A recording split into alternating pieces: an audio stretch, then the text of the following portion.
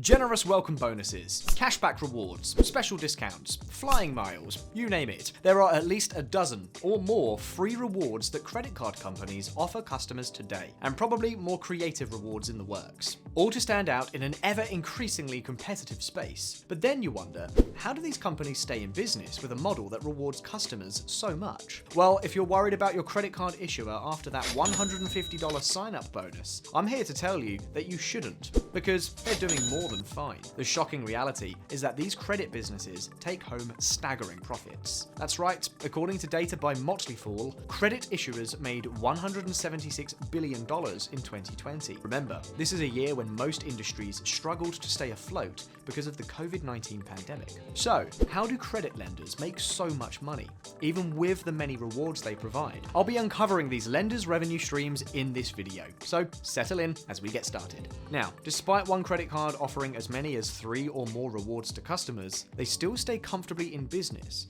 because their revenue streams bring in much more money. These companies make money in 4 major ways.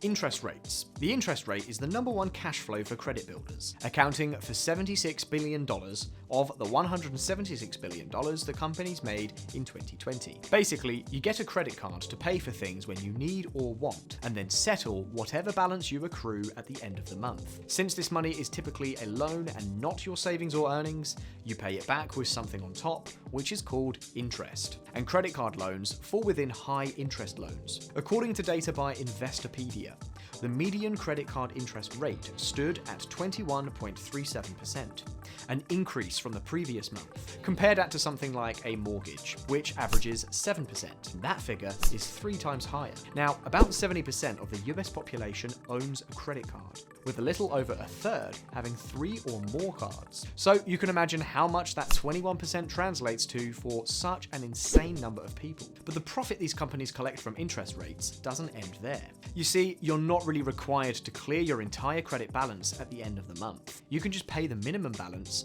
and forward the remaining amount to the next billing cycle. While this is usually a relief for holders who have exceeded a balance they can comfortably pay off, it does come at quite a cost. Your balance accrues new interest the next month. Now, your issuer makes even more revenue from you: interchange fees.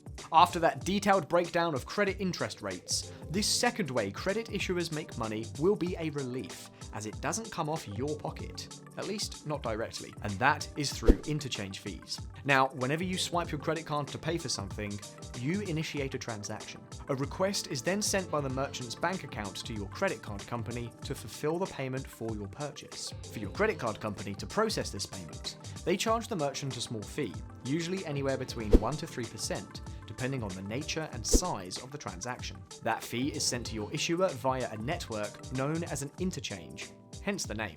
While the percentage charged as interchange fees by credit card companies is quite low, most large companies record thousands, if not more, transactions every single day. So it's not surprising that they made $51 billion from these fees alone in 2020. Annual account maintenance fees. Another way credit card companies add to their yearly revenue is through annual fees. Basically, an annual fee is a flat rate cardholders pay to maintain their credit account with a provider. As per recent data, the average annual credit card fees stand at about $178 in the US. And at this point, I would like to say that not all cards carry an annual fee. There are lots of good no-fee options out there. Still, credit cards that carry an annual fee are quite popular in the country since most come with pretty attractive rewards. So the fee sort of offsets such rewards. Then there are also those companies that extend credit to people with bad credit history and who can't qualify for most cards in the market. In this case, the company charges an annual fee on top of a relatively higher interest rate to offset the risk they take on. For those that don't charge annual fees, there's still another way to make money. Other charges, late fees, cash advance fees, etc. Having a credit card means that you're in a legally binding agreement with your issuer. On their part, they lend you money when you need it, up to a certain limit, and you commit to paying your balance or at least the minimum required, by the end of your billing cycle. So what happens when you don't pay up by the deadline? The issuer slaps you with a penalty. Late fees are simply an additional way companies make extra profits from their customers. Your credit card company will also charge you extra fees if your utilization for the month exceeds what you have been allocated, which is why it's always best to negotiate a higher limit if you find that you always use up more than the recommended 30% utilization. Remember, your issuer will likely not block you from using your card after you've exceeded your limit, as it's good business for them.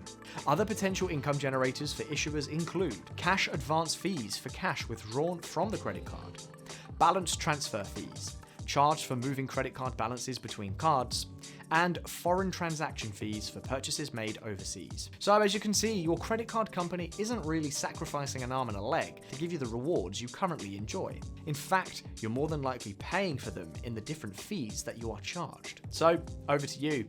What are some ways that you keep your credit card costs low? Comment below and like the video. For more content like this, make sure you hit subscribe and ring that notification bell. That's it for today, and as always, thanks for tuning in. I'll see you in the next one.